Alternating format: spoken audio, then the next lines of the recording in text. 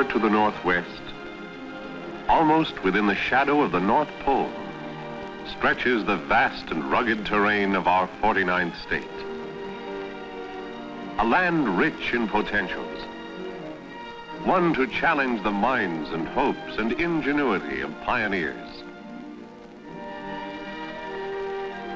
This is Alaska, native name for the great land, the last frontier. Rich in petroleum potential, in mineral resources, in its towering forests, in its wealth of wildlife, in its promise of harvests from the fields, and its harvest from the sea. Rich in its cascading streams and thundering rivers. 1/5 the size of all the 48 states that preceded it into the Union. More than twice the size of Texas, with 34,000 miles of coastline. The Aleutian Islands dot the Pacific like stepping stones to the heart of Asia. At Little Diomede Island, only 2.5 miles from Russian territory. The Great Land has 3 major regions. The Pacific Mountain region includes the Southeast Panhandle and the Great Arc formed by the Alaska Range and the Aleutian Islands. The Central Plateau extends to the Brooks Range, a broad expanse drained by the historic Yukon, the Kuskokwim, and their powerful tributaries. Much of the subsoil here is frozen the entire year, a condition known as permafrost. The third region, called the Arctic Slope, extends beyond the Brooks Range, a region of mountains, wide valleys, and extensive tundra-covered plains. So vast is Alaska that 4 time zones are needed to span the width of the Great Land. When it's 9 a.m. in Juneau, it's 6 a.m. in Nome. This is the far-reaching land that became our 49th state on January 3rd, 1959. The first to join the Union since New Mexico and Arizona became states in 1912. The official celebration on the 4th of July was quite a colorful ceremony.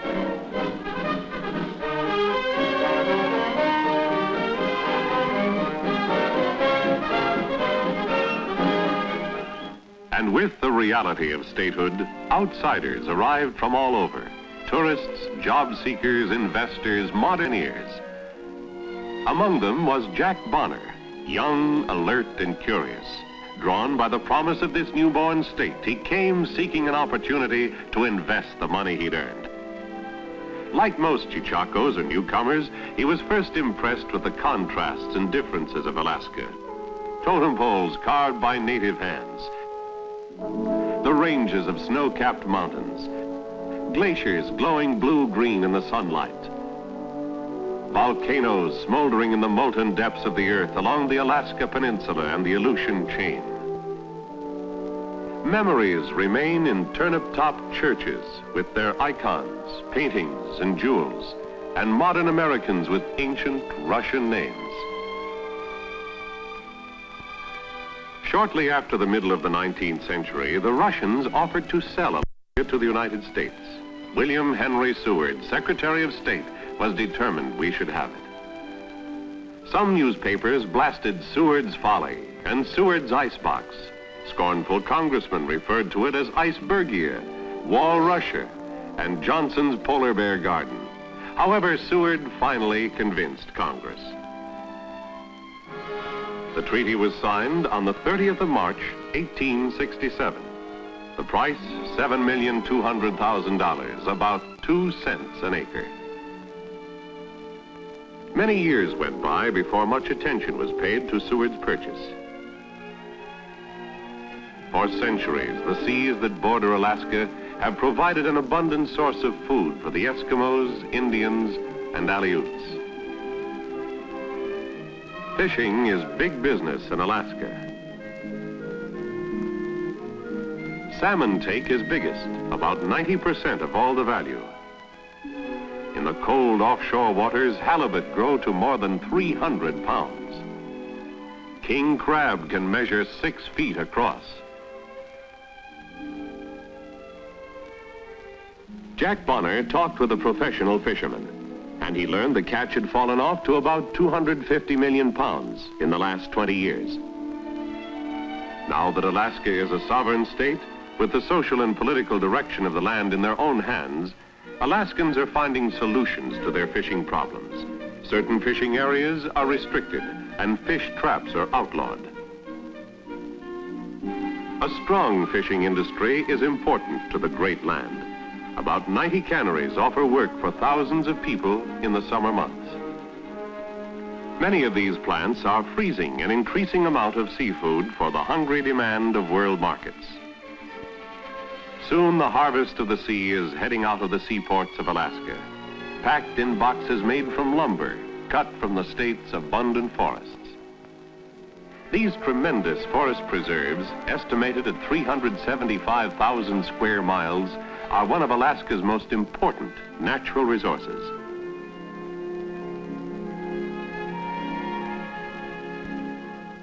Thick stands of hemlock, spruce, cedar, birch, and cottonwood have hardly been touched for commercial use.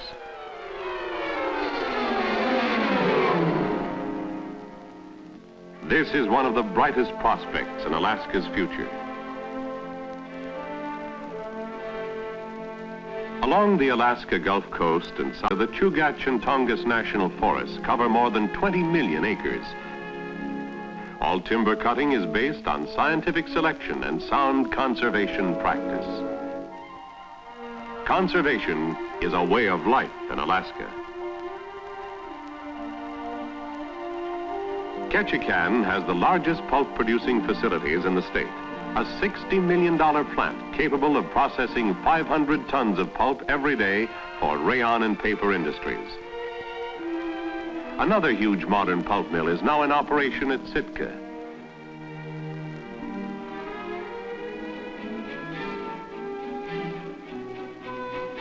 When roads and milling facilities are available, Alaska will become one of the greatest exporters of lumber, pulp, and plywood in the world. This will take time and money, but it will also mean more jobs for more people. Conservation laws are safeguarding the forests for generations yet unborn and protecting the natural homes of the greatest variety of wild creatures on the North American continent. Here you'll find the great Kodiak bear, largest carnivorous animal in the world.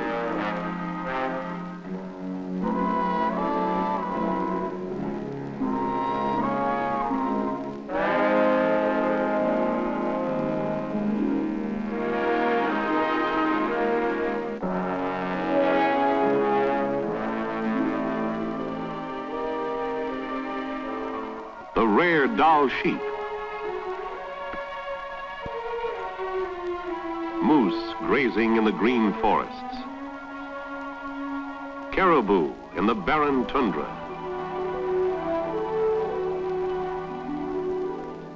ptarmigan with their natural camouflage,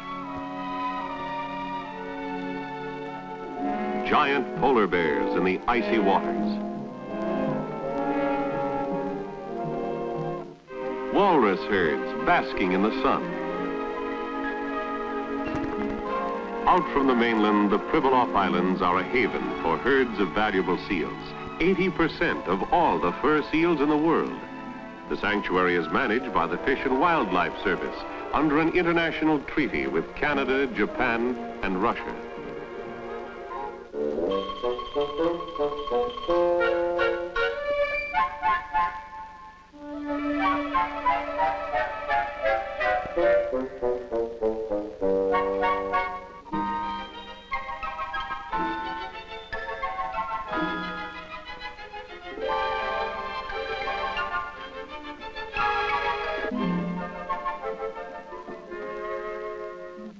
Alaska's wealth of wildlife has long been a basic resource for her people, providing furs, skins, quills, and ivory to be traded for manufactured articles from the outside world.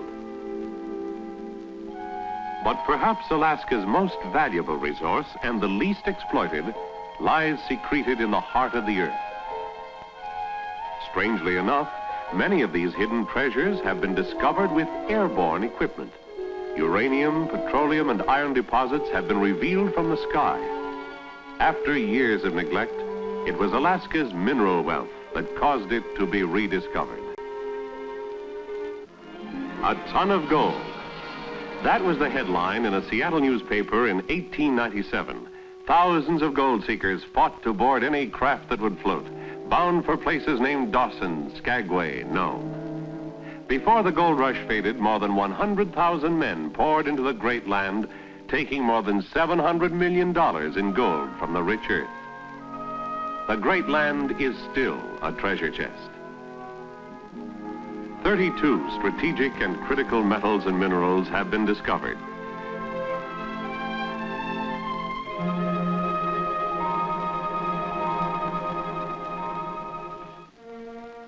Total coal reserves are conservatively estimated in billions of tons, including the Matanuska Valley and the Nenana fields. Some gold and silver are still mined around Fairbanks, the Yukon, and other parts of Alaska.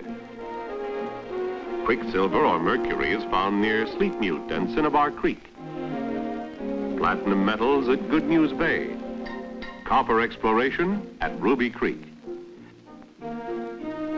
Alaska's mineral production to date is valued at more than $1 billion. This represents only a small part of the potential.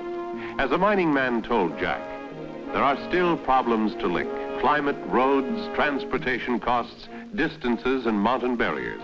And there's a big need for economical power to run our equipment.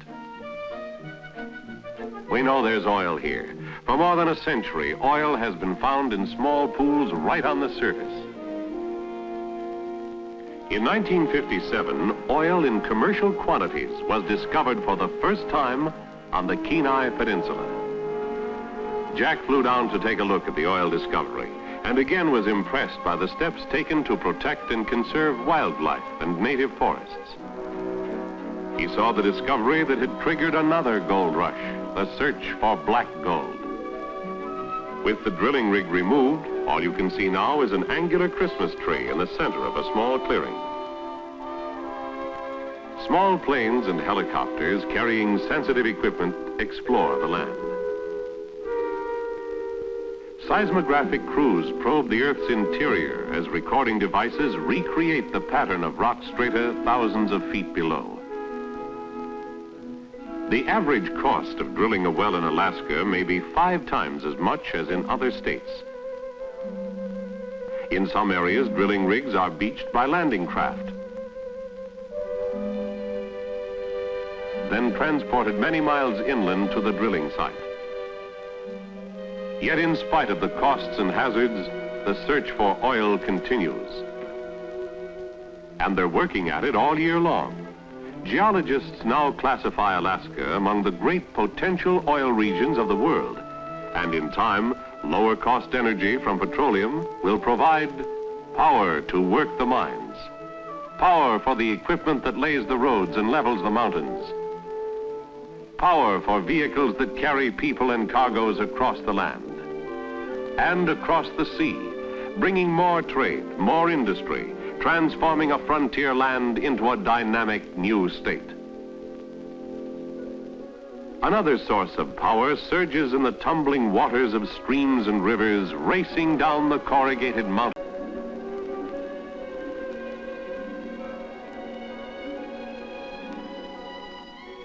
Water is important, too, for the agricultural areas like Matanuska Valley, producer of half the state's crops. Growing season is only 80 to 100 days, but the long summer sunlight helps to compensate for the short season. From mid-May through July, there is almost no darkness. Crops develop in record time. Alaskans can grow most anything that's raised in the Midwest, but here a farmer needs more money to get his farm going. Just clearing the land may cost $150 an acre, but the soil is excellent and farming will pay off. Although 2 million acres are estimated to be suitable for farming, less than 20,000 acres are under cultivation, producing only about 10% of the farm products Alaska uses. The areas around Fairbanks and Anchorage lead in dairy production. The lowland meadows of the Aleutian Islands provide fine pasturage for grazing sheep, while beef cattle thrive in the grasslands of Kodiak Island.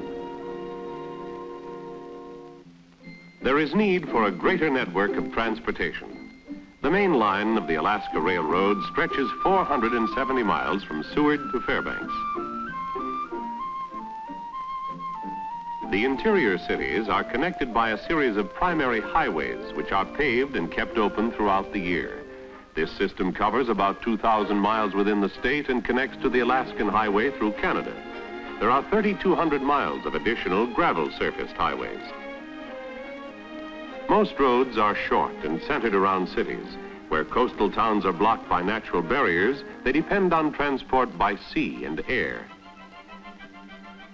Year-round ship service is possible for all the Pacific coast of Alaska through the sheltered waterway from Puget Sound to Skagway.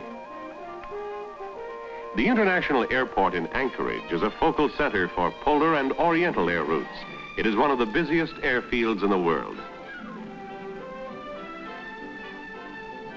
For many people in Alaska, the plane takes the place of the automobile. In wintertime, the frozen lakes become parking lots for ski planes.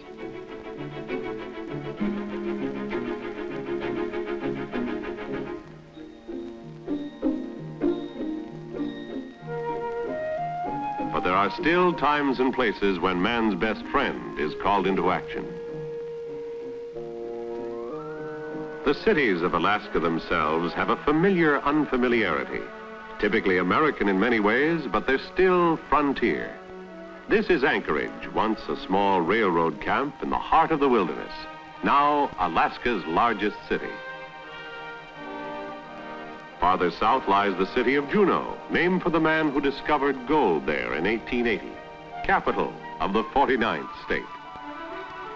Behind it, majestic mountains form a towering backdrop. Into its sheltered harbor come ships which steam up the inside passage. Fairbanks, called the Golden Heart of Alaska, mining and transportation center. Seward, southern terminus of the busiest ports. Kodiak, Russia's first settlement, founded in 1792 by Count Alexander Baranov. Ketchikan, salmon capital of the world, fishing, lumber, pulp, and commercial center. Nome on the Seward Peninsula, famous as a boom town in gold rush days. Sitka, historic capital of Russian America and capital of Alaska during the early years of American ownership.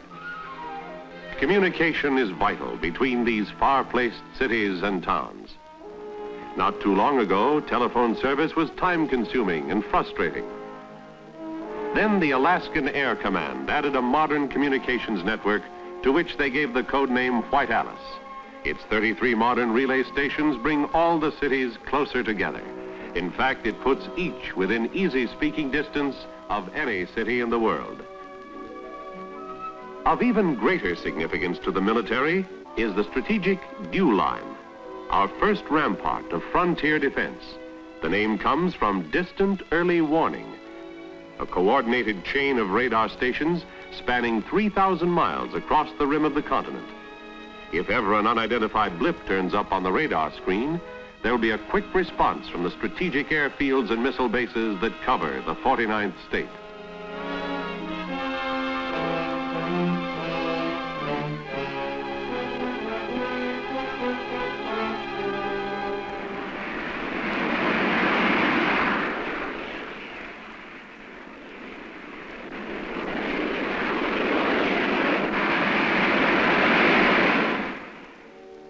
One of the things that impressed Jack was how the people of Alaska are planning for the future.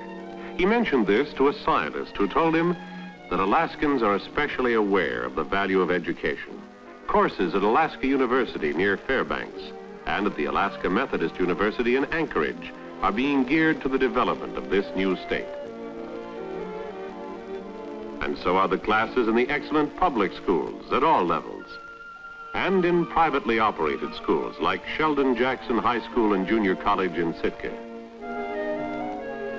The Bureau of Indian Affairs operates Mount Edgecombe and numerous other schools attended by about 5,000 native children. Research is an important and continuing activity. Agricultural experiment stations are conducted by the University of Alaska at Fairbanks and Palmer for the study of livestock and various crops. The university also maintains a geophysical institute with facilities for study of the Arctic and the stratosphere. At Ketchikan, experiments are made for new ways of processing fish and fish products and developing byproducts for fertilizer and feed. In many places, constant research goes on to conserve valuable sea life. At Juneau, the United States Bureau of Mines maintains laboratories for studying the mineral resources of the state. But with all this forward-looking, the people of Alaska are not neglecting the pleasures of each passing day. And there's plenty to see and do.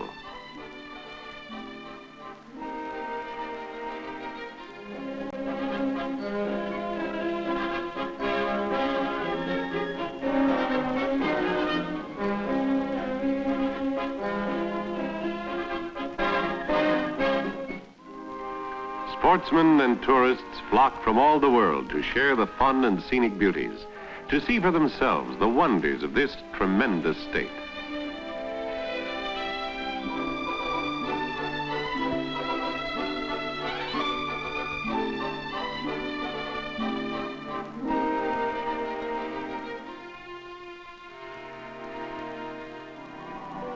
Katmai National Monument with its Valley of 10,000 Smokes. Glacier Bay National Monument with its gigantic glaciers.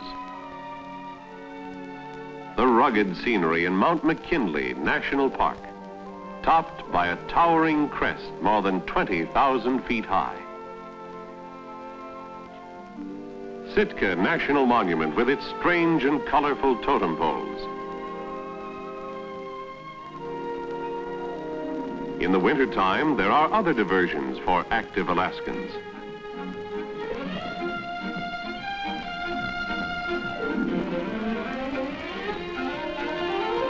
Carnivals for the entire family with a Queen of Beauty in her native parka. And dog sled races for all ages.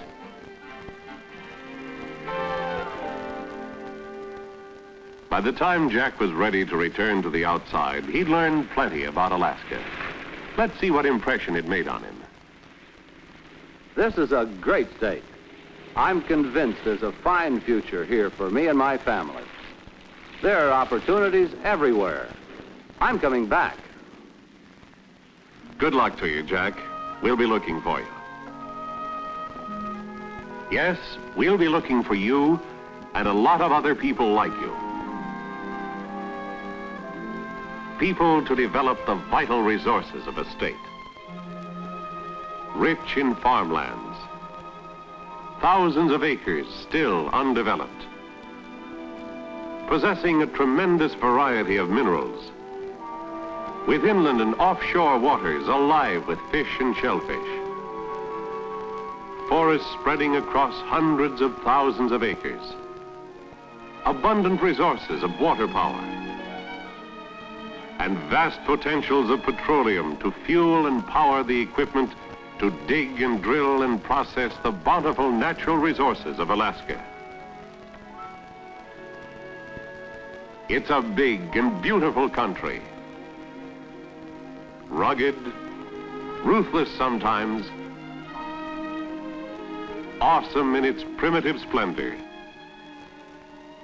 waiting for men to match its mountains, holding its treasure and its promise for those who can meet the challenge.